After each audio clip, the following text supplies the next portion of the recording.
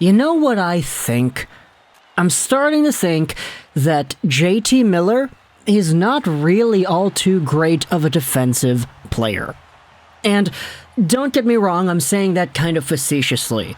I always kind of knew that he wasn't a great defensive player. It's just there would be this reputation that he had amongst the NHL fan bases across the board, not just in Vancouver, that JT Miller was this premier two-way center that could go out there, make hits, make good defensive reads, and be a good penalty killer and do all this stuff while scoring points.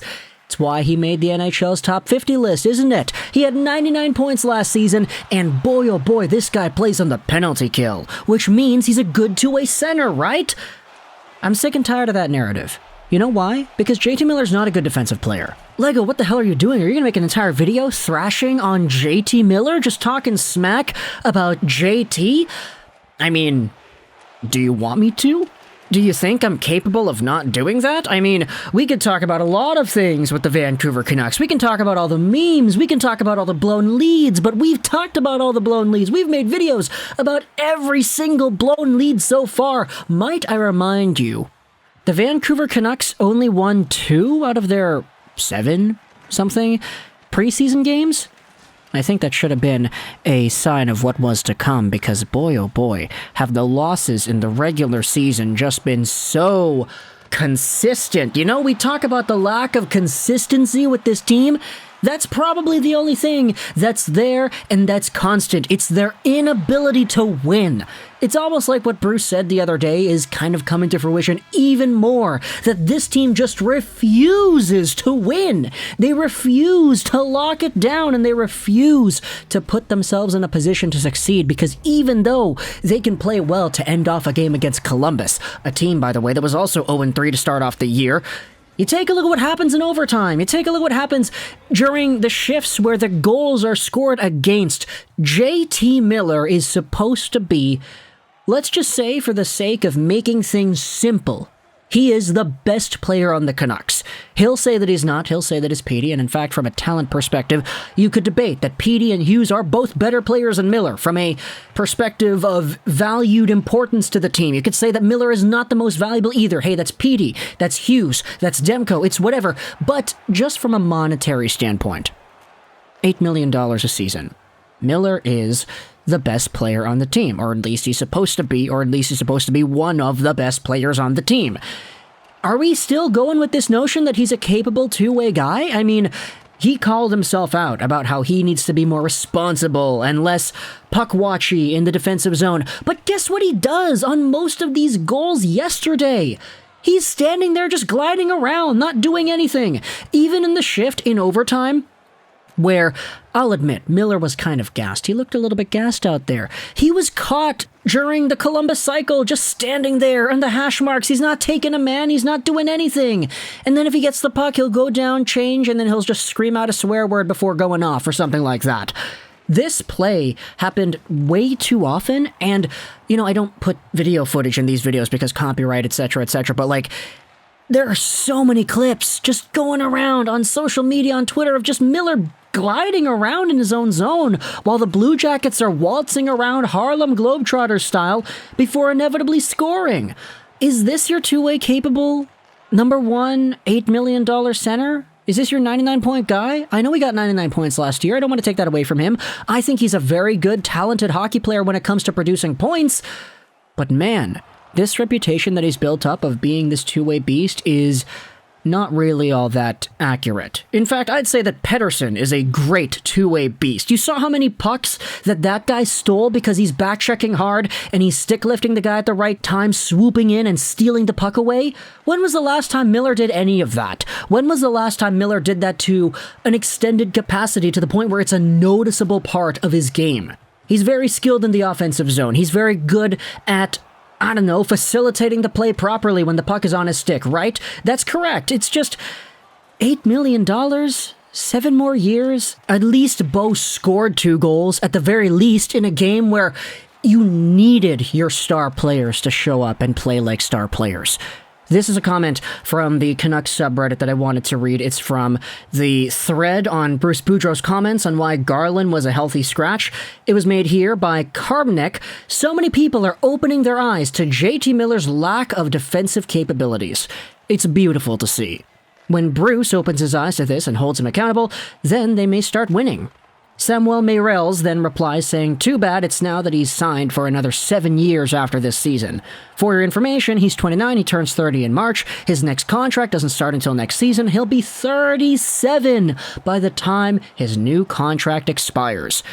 If I was Alvin or Rutherford, I would do everything in my power to trade Miller before the end of this season. This obviously won't happen, but one can dream.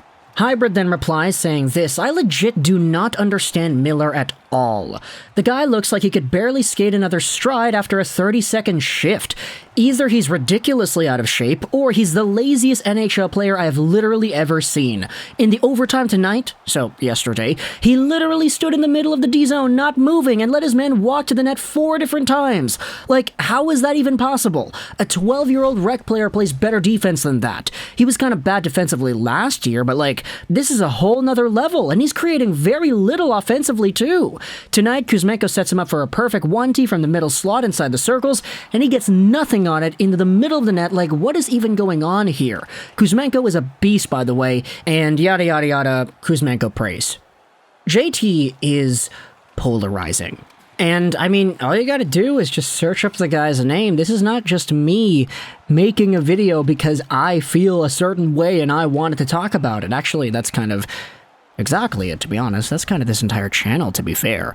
But I try to talk about things that people are talking about, and people are talking about Miller. This is a conversation that is going on in this city because the Canucks' highest paid player to be isn't really playing like it. I mean, Kuzmenko is signed to a cheap deal because he's just fresh from the KHL. You could see that he's eager, he's got bite, he wants to make these points happen.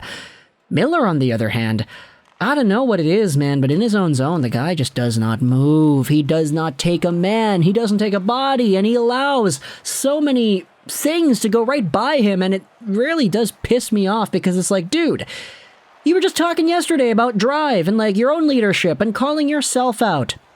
And this is the performance that follows. I don't know what to say, man. I don't, like, say what you want about skill, you know? Pettersson had a few bad giveaways in the Philadelphia, or not the Philadelphia game, the Washington game. Miller and Petey, by the way, they had bad drop pass giveaways in the third period, which allowed the Capitals to get some odd man rushes. At the very least, Petey is, like, super effective. This is super Petey. I have not seen Elias Pettersson be this effective when it comes to creating offense, when it comes to facilitating play in the proper direction, in terms of setting people up, in terms of stealing the puck, in terms of rounding out his behind so that he doesn't get shoved to the ice as often as he used to be. Petey is at another level. This is a guy that's working to get paid on his next contract after his bridge deal expires. Miller is playing like a guy who had just gotten the bag, and he is now coming in here saying, it's whatever. I mean, I scored 99 points last year. I got an $8 million AAV contract for 7 seasons. 8 by 8 is 64, minus 1/8 is 56. So yeah, I got $56 million in the bank just waiting with my name on it for the next 7 years. It's like if you asked a guy, you'd be like, hey, what's going on? He's like, it's cool, man. Got red bottoms on. Life is good. You know what I mean? The guy has the luxury to just take it easy, kick back, put his feet up on a table, and just smoke a cigar saying, yeah, I got that money. And that sort of attitude is what we're seeing on the ice in the D zone. Oh my goodness. I'm not really anybody special. It's not really my place to go out there and talk about a $56 million athlete from my bedroom in my computer chair that needs fixing and makes too many noises when I move around. I've got my PlayStation beside me. I've got my action figures beside me. I'm here in a regular geeked out room. I'm not in a position to go out there and talk about $56 million players like I know what's best. I know my place in the world. I'm not in the same stratosphere as these guys. But can you tell me that I'm wrong? Can you tell me that it's a good thing that Miller's going out there gliding around in his own zone? I don't know, dude. It only took a few weeks. It took 4 games for us to really say, oh, JT Miller, man, PU, come on. I hope to goodness gracious that this video, I hope that he doesn't see it, by the way. I don't want anybody on the NHL professional scene to watch any of these videos because it's just a fan's perspective, right? It's not really any professional analysis here. Actually, it's professional. It's my full-time job, but like, I hope to goodness gracious he goes out there and he absolutely dominates. I hope he gets 100 points. 99 points again. Let's see him get 99 points, because at the very least, if he gets those points, it doesn't matter how many goals he gives up and how many goals he lets in because he's just gliding around in the D-zone. At least he goes out there and makes offense happen too. Now, he was pretty okay in the offensive zone last game. It's just the bad stands out a lot more when the team blows 4 straight multi-goal leads. Tell me in the comments all your thoughts about this very weird rant of a video. Am I being too harsh? I feel like I am. If I am, you can go in the comments and tell me that. But I hope you enjoyed this video. Rolls 99. And bye.